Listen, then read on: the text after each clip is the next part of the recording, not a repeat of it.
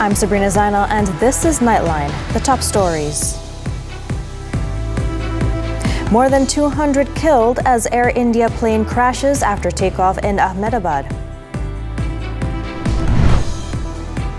Also, tipper lorry veering into opposite lane identified as primary cause of FRU crash tragedy.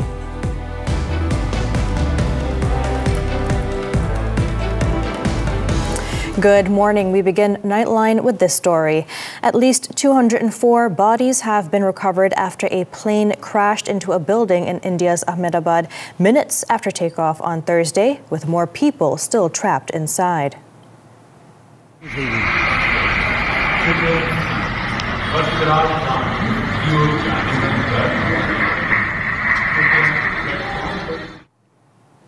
It's not known how many of the victims were on the plane and how many were on the ground when it crashed. Authorities said at least one person is known to have survived.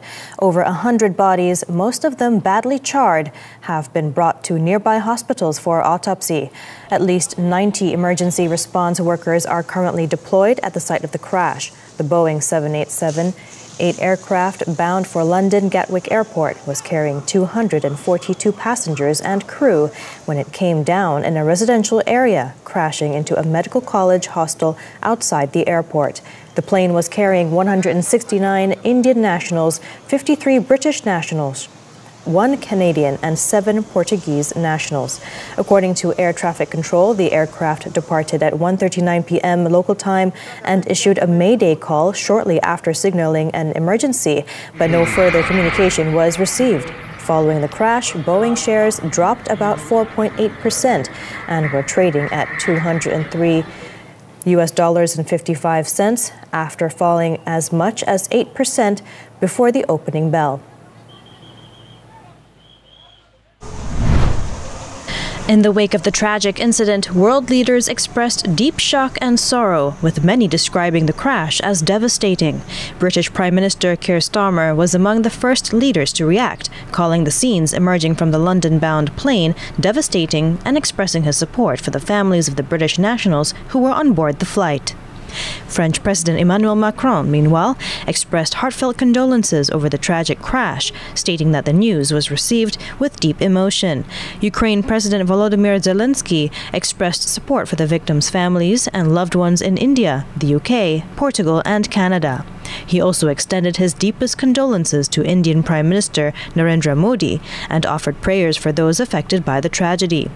Earlier, European Commission President Ursula von der Leyen called the news heartbreaking and expressed condolences to grieving families. The Foreign Ministry has confirmed that no Malaysians were on board the ill-fated Air India flight.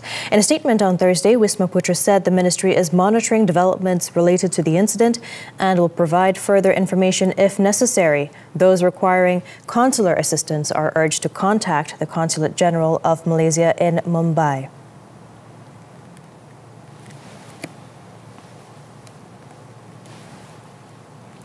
Meanwhile, Prime Minister Datuk Seri Anwar Ibrahim has extended his condolences to the families of those affected by the Air India crash. In a post on his Facebook account, Anwar said he was deeply distressed by the tragedy. He also said Malaysia shares India's sorrow and stands in full solidarity as relief efforts are underway.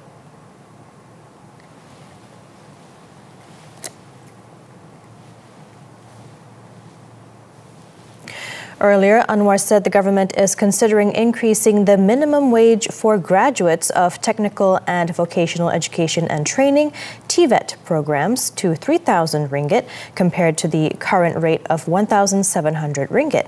The Prime Minister stated that the initiative aims to ensure that the expertise of local TVET graduates is recognized by both multinational and domestic companies. Anwar stated that the employability rate of TVET graduates now exceeds 98%. However, their salary levels are still considered inadequate. Maknanya untuk lulusan TVET, kita nak naikkan, kalau boleh, sampai RM3,000 minimum permulaannya, supaya ada expertise yang dihargai dan diterima oleh syarikat-syarikat multinasional dan juga syarikat-syarikat tempatan domestik yang ada. Anwar said this when opening the National TVET Day 2025 celebration at the Malacca International Trade Center in Ayakuro on Thursday. He added that the government is also considering upgrading the National TVET Council to a National TVET Commission. This move aims to strengthen the sector in response to the growing number of trainees and the rapid development within the field. Through the proposed commission, the government will also be able to increase the number of skilled instructors and develop training programs that meet future needs. During the event, Anwar also announced an additional allocation of 40 million ringgit to the National TVET Council to strengthen the field of TVET entrepreneurship. Meanwhile, Deputy Prime Minister Datuk Seri Ahmad Zahid Hamidi said TVET programs continue to receive strong public support. To date, nearly 450,000 students have enrolled and are currently pursuing their studies at 1,398 TVET institutions across the country.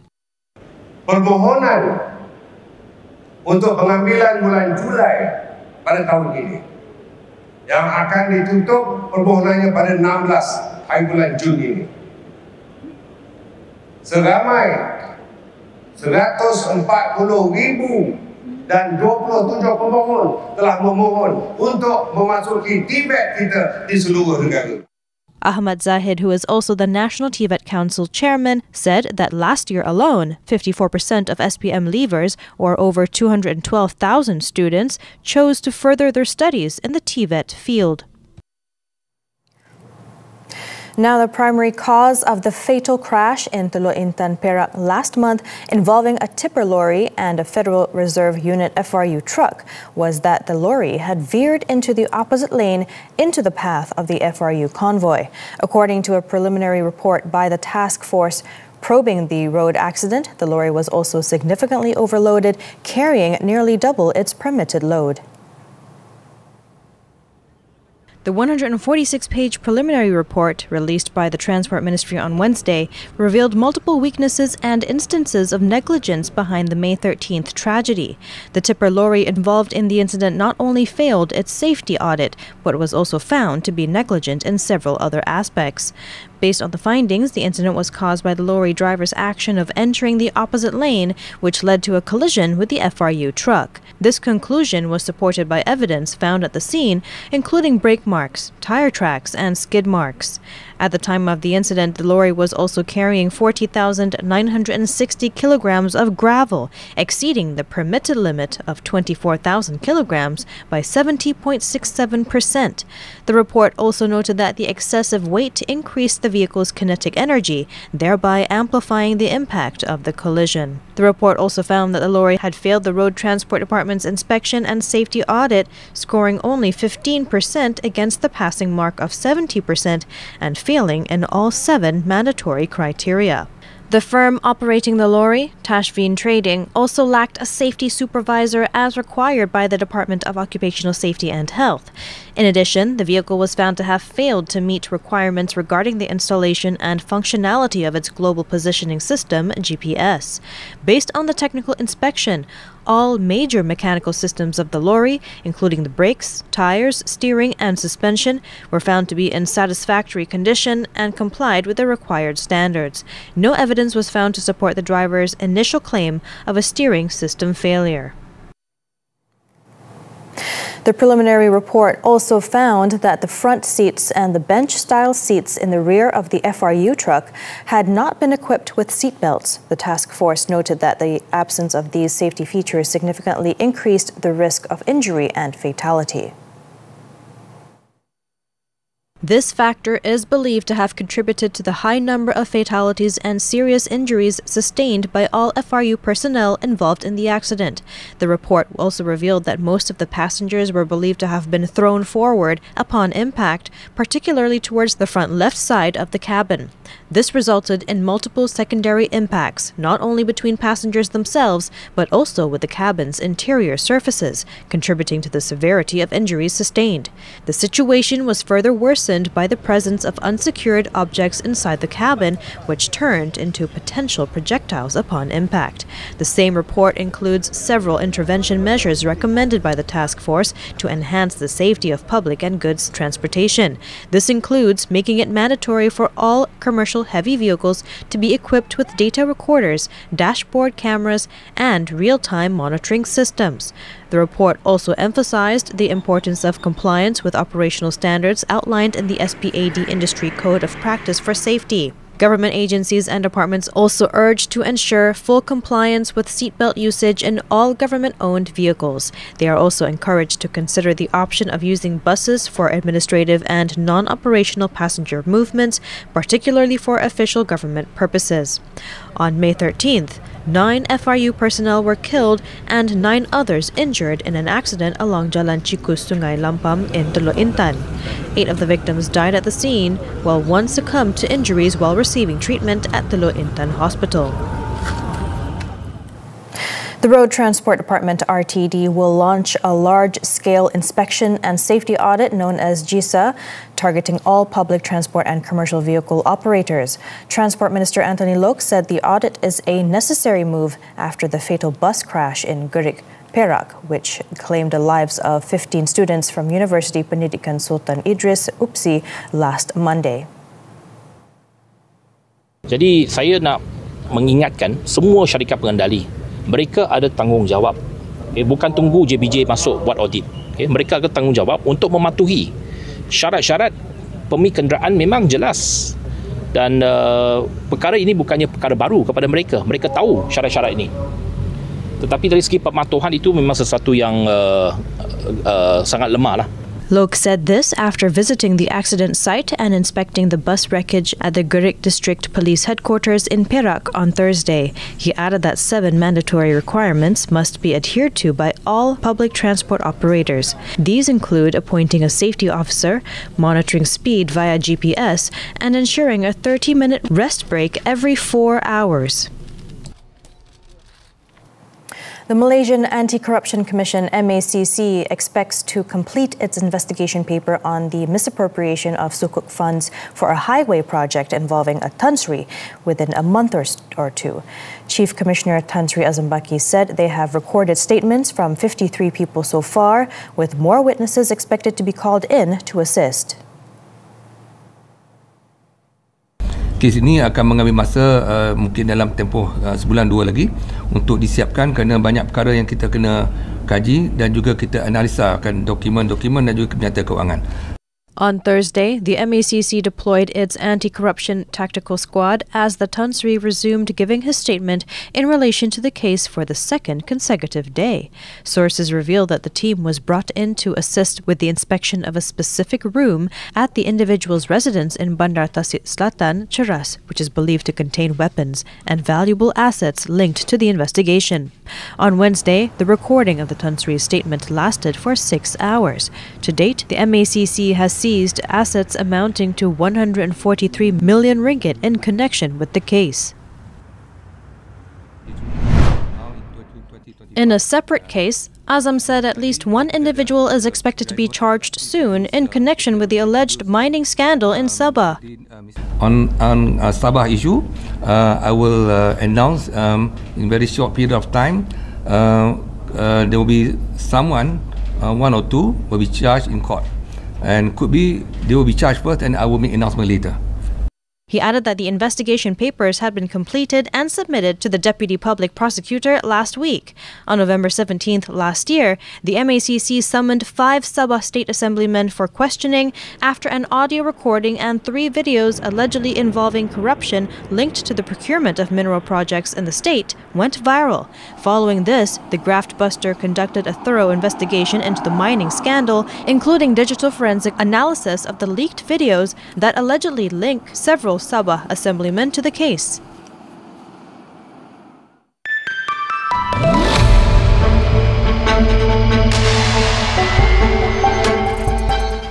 Foreign companies remain confident in Malaysia's economy as demonstrated by their continued commitment to maintaining operations in the country. According to the Investment, Trade and Industry Ministry, MITI, this underscores strong confidence in Malaysia's robust and resilient investment ecosystem. However, MITI noted that new investors are approaching with caution, adopting a wait-and-see stance amid rising geopolitical complexities. In its engagement sessions with foreign companies, MITI reported that many expressed strong interest in investing in Malaysia. At the same time, they are closely monitoring global developments, particularly the trade relations between the United States and China.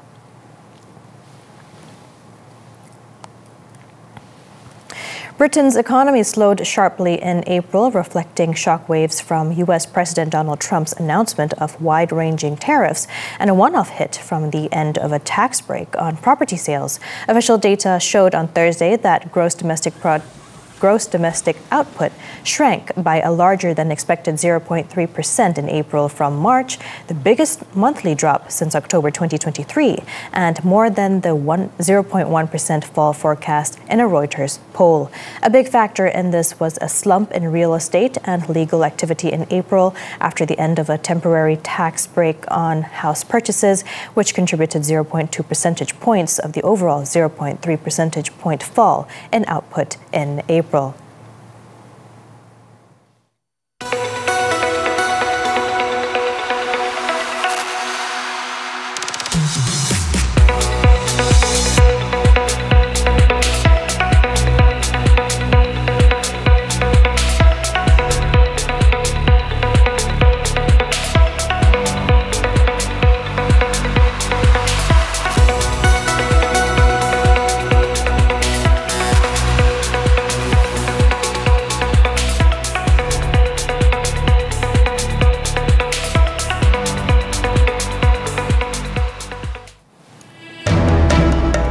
Boy arrested after mother, brother found murdered. This and more after this breather.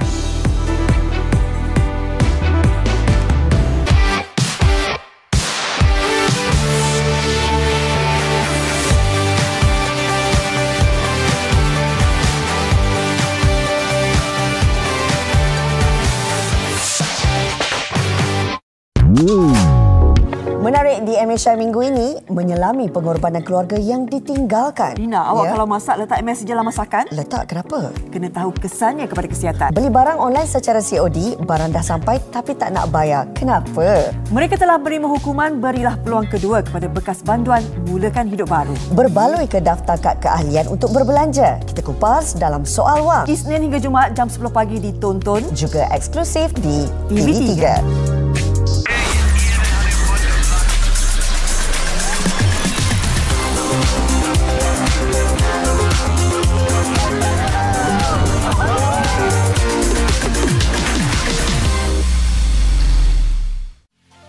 A woman's spirit is boundless.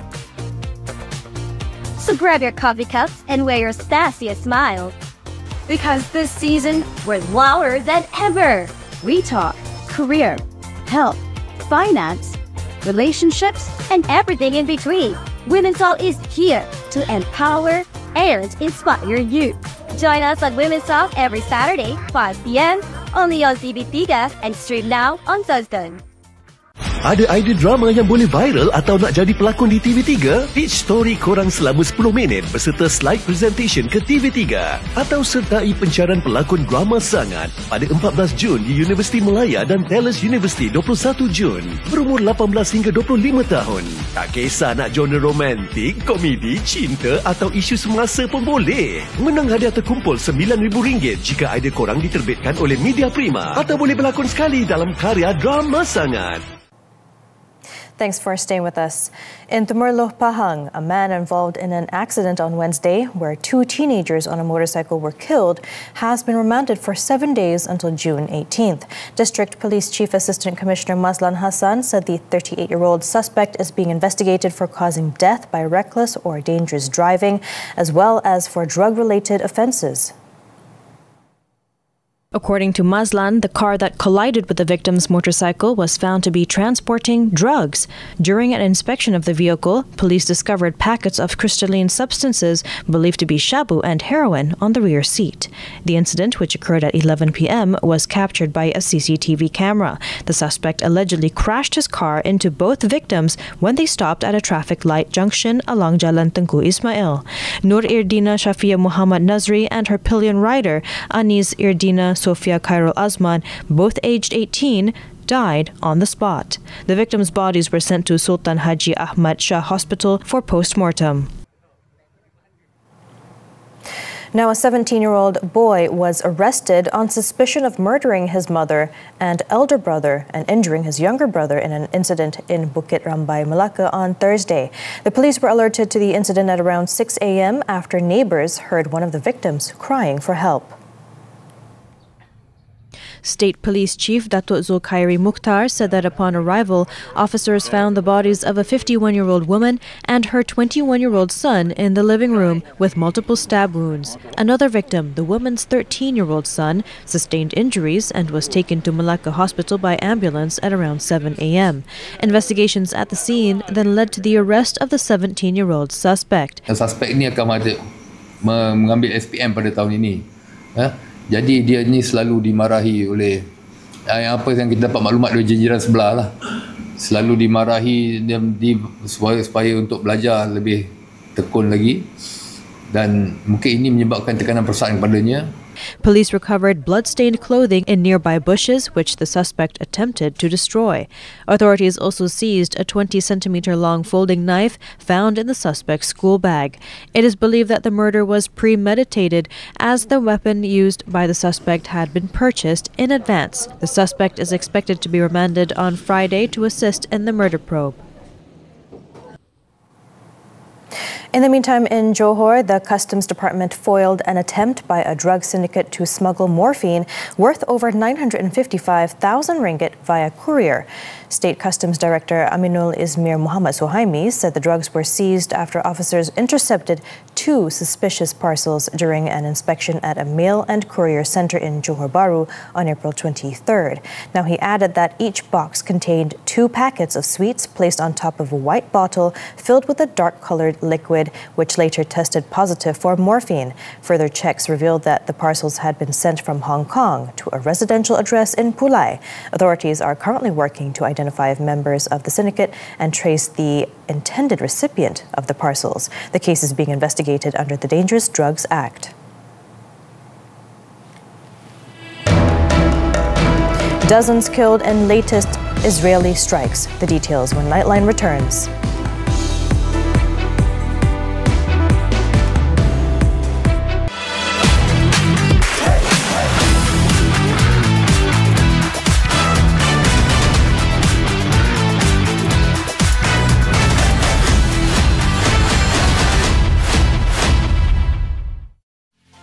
A woman's spirit is boundless. So grab your coffee cups and wear your sassiest smile. Because this season, we're louder than ever. We talk career, health, finance, relationships, and everything in between. Women's Talk is here to empower and inspire you. Join us on Women's Talk every Saturday, 5 p.m. only on TV3 and stream now on Thursday. Sedap. Tengok tu, crispy je. Kalau tak sabar saya makan macam ni je. Cantik dan lembut. Meletup dalam mulut. Saya sangat suka kejadiannya. Jemput cuba.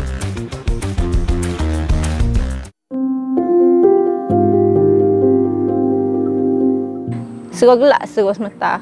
Kata, ya Allah, kata, kena ke dia. Hendaknya dia banyak lagi tanggungjawab kena buat gini. Kita orang susah dah. Tak amat sedih lah. Tak boleh buat apa-apa dah sekarang. Selalulah berdetik macam gitu kan. Bapa aku nak tangguh semua ni. Aku banyak padahal tanggungjawab atas aku berlaku. Wanita hari ini. Sesekali menu bakar-bakar ni memang sedap kan? Kalau buat sama boleh eratkan hubungan keluarga. Kalau ada daging, masak apa sedap ya? Macam-macam menu yang boleh dimasak dari seekor lembu. Sekarang ni ramai wanita yang menjadi tulang belakang keluarga. Apa punca ianya berlaku? Daripada cinta jadi derita. Sepatutnya jadi pelindung tapi keganasan rumah tangga. Berubah untuk pasangan salah ke? Baguslah untuk mengharmonikan rumah tangga. Semuanya kita bincangkan di Wanita Hari Ini dan stream sekarang di Tonton. Wanita Hari Ini. We're back with the foreign front. Israeli attacks have killed at least 42 people across Gaza since dawn as the United Nations General Assembly prepares for a vote urging an unconditional ceasefire in the besieged enclave. Now, at least 26 of the people killed on Thursday died in Zionist drone attacks while waiting for food and basic supplies being distributed by the controversial United States and Israel-backed Gaza Humanitarian Foundation. Officials said Al-Auda Hospital received at least 10 bodies and treated about 200 people who were wounded after the attacks near the aid distribution point around the Netzarim checkpoint in central Gaza. The latest developments come as the UN General Assembly is set to vote on a draft resolution that demands an immediate, unconditional and permanent ceasefire in the war in Gaza. In other news, hundreds gathered on the streets of Ballymena, Northern Ireland on Wednesday, facing British police with riot shields and water cannons during a third night of anti-immigrant demonstrations. The crowd later dispersed without a repeat of the chaotic scenes from the previous 2 nights when homes and businesses were torched and 32 police officers injured, with 5 people arrested for riotous behavior. The violence reportedly followed the court appearance of 2 teenagers accused of attempting to rape a teenage girl, where they requested a Romanian interpreter. Police have not confirmed the ethnicity of the teenagers in custody, but areas attacked in previous nights included neighborhoods with Romanian migrants.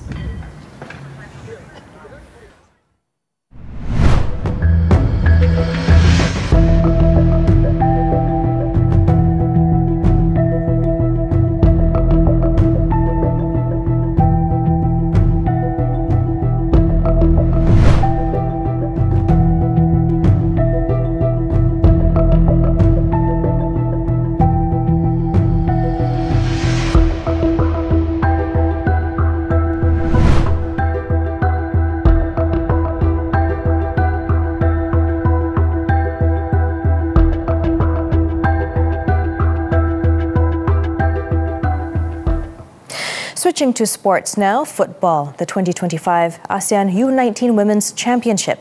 The national under-19 women's team faces a critical must-win match in their final Group B fixture against Indonesia in order to advance to the semi-finals following a 7-1 defeat to defending champions Thailand on Wednesday. Head coach Cameron Ng urged the team to swiftly move past the disappointing loss and concentrate fully on Friday's decisive encounter against Indonesia. Only a victory over Indonesia in their final group match will secure them a place in the semi-finals in Ho Chi Minh City, Vietnam. Ekspektasi saya untuk esok adalah satu persembahan yang baik. Saya pasti player akan memberi 100% dan bermain sebaik mungkin.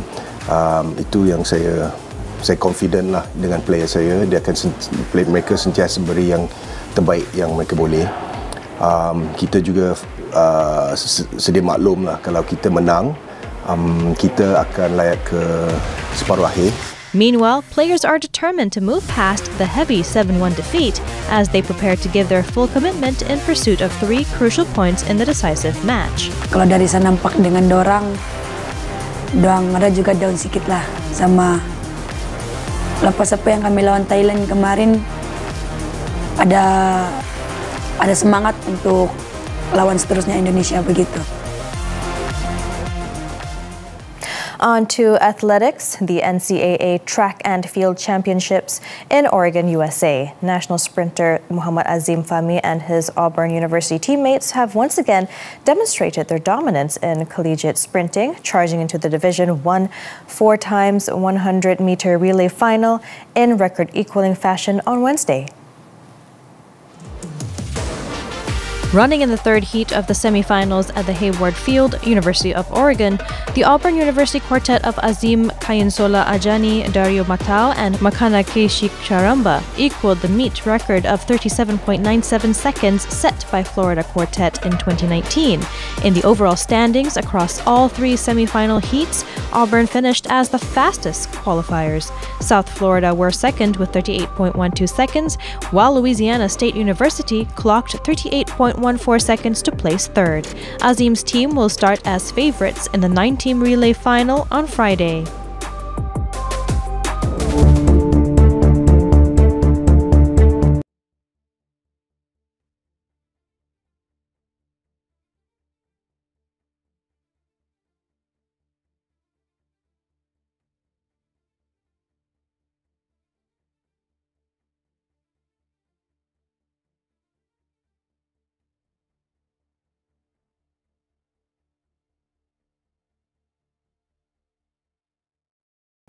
And that concludes Nightline this time around. Before we leave, let's take a look at parachutes and helicopter shows across American skies as they warm up for the U.S. Army's 250th anniversary. With that, I'm Sabrina Zainal. Thank you for watching and stay safe.